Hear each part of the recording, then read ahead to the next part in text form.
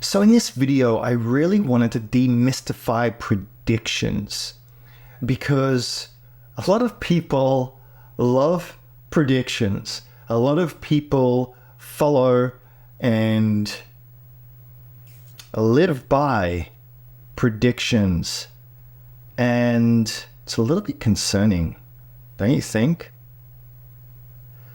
Hello, my name is Zimmaron, and thank you so much for watching, consuming this content in whatever way, shape, or form.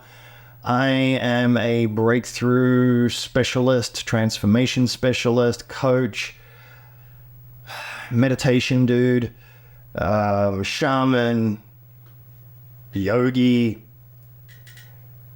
I lived in ashrams. I used to produce pilgrimages all over the world. I've done some crazy stuff. I'm a businessman, and I am definitely doing my own thing now. So anyway, predictions, right? I'm just going to say it plain and outright and just put it out there.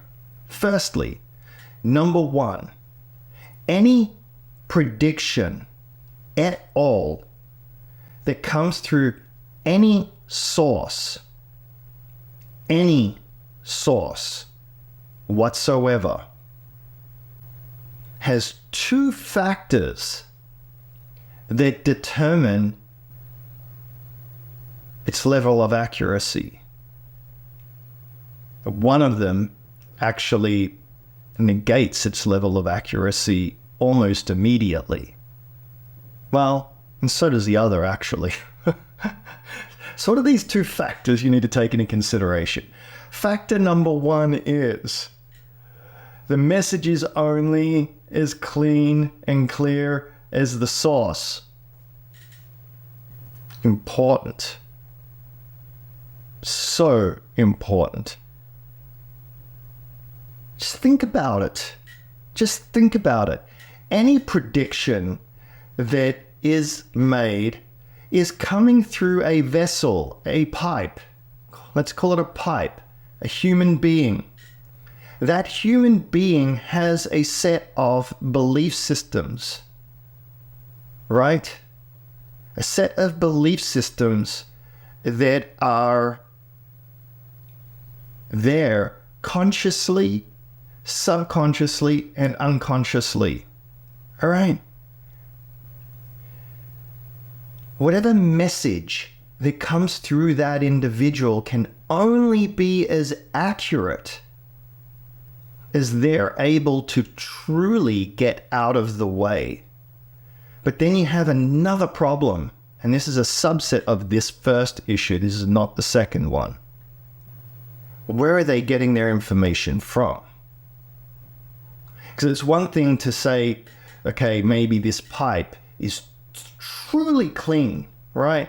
It's just the cleanest pipe that's ever existed. There's not a speck of ego or vanity or belief systems or conditioning or anything at all that's blocking or inhibiting or transforming or changing or embellishing or misinterpreting or whatever the message that's coming through. Because maybe it's coming through their sleep, like Edgar Cayce. Or it's coming through meditation, where one would think and hope that someone's levels of consciousness are out of the way enough to allow the clear message to come through. Now, granted, the less that someone's invested in the message that's coming through, the clearer it would be. Okay, but it's only as clear as the vessel, period. Number one. Number two is, what is the source of the message, the prediction? And I'm saying predictions here, but it's the same with counseling, it's the same with coaching, and it's not to say that people, aren't good or great or whatever else, but specifically when it comes to predictions and people believing them and investing in them, it's so dangerous. So dangerous. Unless it's confirmed from a lot of independent sources. But where's the message coming from? Because that is also important. Who are they channeling? Are they truly able to connect with the higher realms? Have they truly put in the work and have access to the divine realms? Or are they tapping into the astral realms? There's a lot of factors that come into all of this. And that's just one aspect. So let's talk about the second aspect. And this one's actually equally as important, but actually probably more important, because let's just assume, right, you've got the clearest vessel, they completely tapped into the universal consciousness, and the prediction that's coming through is 100% true. It was in that moment. That's it. That's the second point. It was true in that moment that it was spoken. In other words, it's no longer true after that moment. It can be changed. All predictions, all prophecies are true in the moment that it was received by said recipient or prophet or channel or whomever it was. You have the power to change it. The world has the power to influence it. In other words, nothing is set in stone. But depending on the prediction, depending on the nature of it, who's involved in it, etc., will depend upon how easy it is to potentially change it. Because let's just say if that prediction involved you, you're the only one accountable to that prediction to a certain degree. But usually most predictions involve a lot of other people. But let's use an example here. Let's just say that you were told you're going to win the lottery. Okay, stupid prediction, but I know people that received predictions like that. All right. And did they win a lottery? Of course not. But let's just say it was actually accurate, right? It's actually accurate.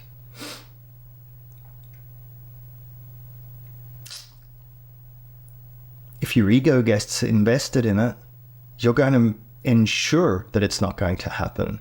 Because what are you going to do? You're going to start looking for, okay, when's it going to happen? How's it going to happen? Maybe I should buy the lottery today. Maybe I should buy it tomorrow. Or, oh my God, how am I going to, I'm going to be rich. I'm going to just start spending all of my money. And I'm just going to just do whatever because I'm going to win a lottery. See what happened right there? Now, if you truly actually understood how creation really works, and you realize and know and understand that ultimately you are the creator of your reality, then you will have also realized that you created the person speaking the prophecy to you. And then the question becomes, why? What's the point, right? Because, which is sort of getting to one of my points of why even bother to go to get predictions in the first place? Try and find out what's going to happen. You control your whole reality. And if you truly believed in predictions being true, then what's knowing what's going to happen? How's that going to help you? Because if it's something good, you're probably going to get invested in it and you're probably going to mess it up. And if it's something that's bad, why would you want to have the angst and the stress about it in the first place, right? Number one. Number two. Number three is that you can change it anyway. So who cares? Why not just be the best human being you possibly can be? Why not just work on yourself? Remove all the non-love. Remove all the programming, all the conditioning, and all the limitations, and then live a conscious life that's blessed. And then these ridiculous pursuits of useless information can, it can just be let go of. Now, there are times when maybe it is important, but I'm telling you now that the universe needs you to hear something. You're going to hear it and you're not going to need to go chase it, right? Most people, when they go to psychics and go to prophets and stuff like that, what do they want? They want their ego stroked. They want reassurance that their life's going to be good, or that they're going to have the relationship that they want, or whatever it is. That's why people do it. It's, at the end of the day, it's control. It's also a lack of trust. And it's also, at the end of the day, harmful and damaging. For all the reasons why I just said. Because if for some reason you are told something that you weren't meant to know, then you will change it potentially. And if it was something good, that's really not great. If it's something bad, well, we can't really avoid things that are bad unless you learn the lesson that it is supposed to show you in advance of it happening, if that makes sense. You see, all of this is, as I said, control. It's people trying to manipulate their reality, yet you can do it very easily just by going within. Just by going within. Establish the relationship with your higher self. Establish the relationship with who you truly are and who you were born to be, and become that by removing all the clutter. Now let's talk about global predictions, like the end of the world type predictions, or like Nostradamus predictions and things like that. Well, firstly, if you actually really legitimately do your research, and I mean not be lazy about it and buy into some of the hype that's all over the place online. Because a lot of the stuff about these predictions and a lot of stuff online is honestly quite inaccurate and has been misinterpreted, and a lot of people are perpetuating half-truths or things that have been misinterpreted or whatever else, and they think it's true. And so this age of media, is you're starting to see that everything, you can't trust almost anything that you read and that you see. Like, people are all excited about ChatGPT and all of this sort of stuff, but even ChatGPT is searching online for the answers. It's getting it from mediocre sources. Just because it knows how to write well doesn't mean that the information it's providing is accurate. Now, in the cases of certain things that are mechanical, like how to do marketing as an example, or how to publish a book, right? It'll do a great job, but you try getting it to start answering questions about philosophical questions and spiritual questions and deep stuff that is the most important stuff, quite frankly. It will start making up information. It won't even be able to answer certain types of questions. And it's very limited and, honestly, quite frankly, lame. Global predictions. So global predictions, the thing about that is that, how should I say? There are certain things that need to happen on this planet. There are certain cycles that we're going through on this planet. So some of the predictions are not actually predictions, nor are they prophecies. They're just telling us and informing us of very practical and real cycles that the planet goes through. So it's important to make that distinction, okay? Because the prediction side of informing people about the cycles usually has a lot of fanfare, it has a lot of Armageddon, it has a lot of stories and narratives and interpretations based on religion and spirituality and all of that sort of stuff. And so it starts lending itself to having a more mystical, mythological, and unsubstantiatable type of narrative around it. Okay. On the other side, you have the facts.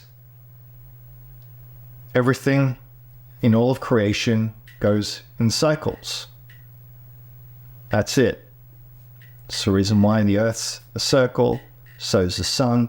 Solar system is also circular and everything revolves around the sun. Solar system revolves around the galaxy revolves around the universe revolves around other universes. Everything is in cycles. That's it. Period. The end. And everything has a beginning, middle, and an end in all of creation, except creation itself. It has no beginning, nor a middle, nor an end. The all of all. So, it's a fact that we are at the end of a cycle. And it's not a good or a bad, it just is. It's a fact that we are heading into a new age. It's a fact that in order to survive, there is going to be collateral damage. And a lot of things in this world need to dramatically change. Because we're raping the planet, we're raping each other, and humanity's highest priority is survival, but survival from not a unity consciousness, from a selfish consciousness. And as long as selfishness is the predominant way in which humanity choose to operate on this planet, at some point that has to end. Because if it doesn't, it will potentially end the world. Now, lucky for us, the world's not going to end. So what does that mean then? It means that those factions and that reality and the ability to create and behave in those ways is over. It's done with. It's ending rapidly and very, very fast. Now, unfortunately for us, at this day and age, there are organizations and groups and people that have usurped power over a long history of time that are wanting to maintain control and don't want to let go, and that are bringing about what we think is what I'm talking about, a utopian outcome, the new age, so to speak, the new age of love, and that's on the higher vibration that we have gone through many times before. Okay, this is not our first rodeo. The only reason why this one's more important than previous times is because it's the first time that it's so big, right? That there's been this many people on this planet. And it's a global evolution that's taking place in a way that has never happened before. I can't get into the complications of it because A, I don't know all the details about it. B, it doesn't really matter. It's just that the outcome is going to be very positive. But how we get there and how that looks is completely dependent upon humanity. When a lot of people believe in Armageddon, the hellfire and brimstone and all of that sort of stuff, to a certain degree, they're creating it, they're making it happen. Because that's how the fourth dimensional reality works. And if you want to watch my video on the dimensions and how dimensions work, go ahead. It'll explain exactly what I'm talking about right now. But we are creating the outcomes. We are manifesting how it's going to look. And so the predictions are a warning sign, usually. It's designed to it's designed to change people.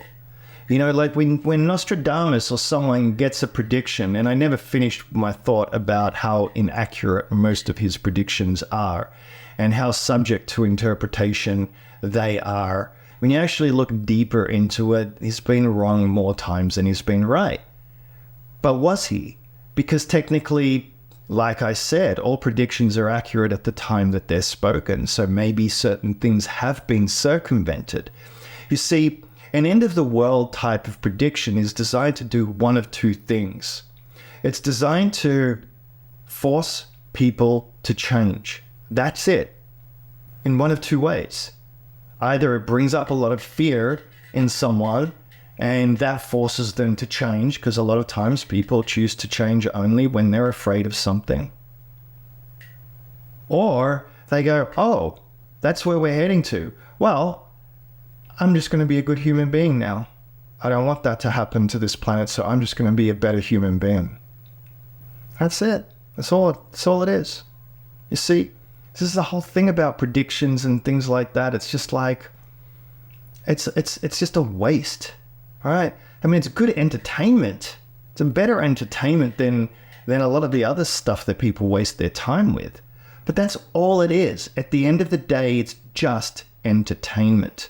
All the stories and all the narratives and all the different things, including some of the stuff that I said here, are just narratives. They're just entertainment.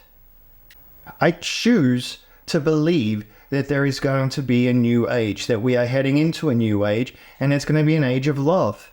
And so I put all of my energy, my precious energy into becoming the most loving and clear and evolved, conscious human being that I possibly can be, while still being in this body and having fun and being a human being. That's it. Because ultimately all that matters is how I'm feeling right now. What is my life like right now? Am I happy? Am I fulfilled? Am I living my best life? It doesn't actually even matter. Nothing else actually even matters at the end of the day. See what I mean by everything's just entertainment? And if you view everything as just entertainment, good or bad, irrelevant,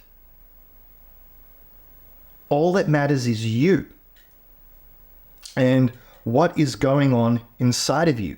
And when you realize all that you truly are, and you start tapping into that, and you start removing all the conditioning, all the programming, all the limitations, all the negative emotions, and all the trauma, and all the crap that you've been indoctrinated with,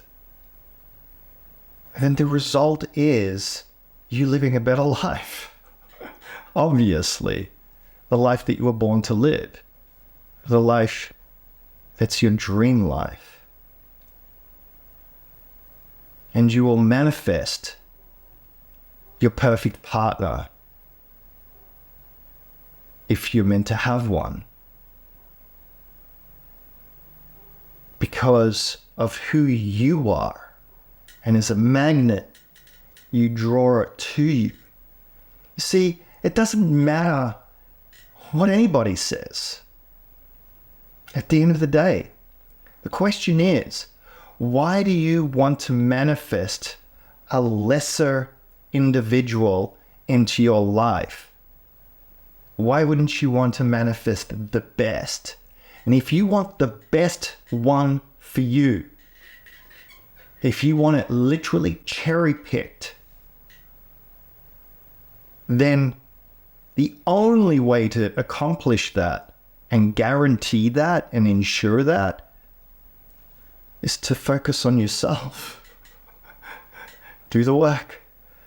Be the best human being you are. Fall in love with yourself.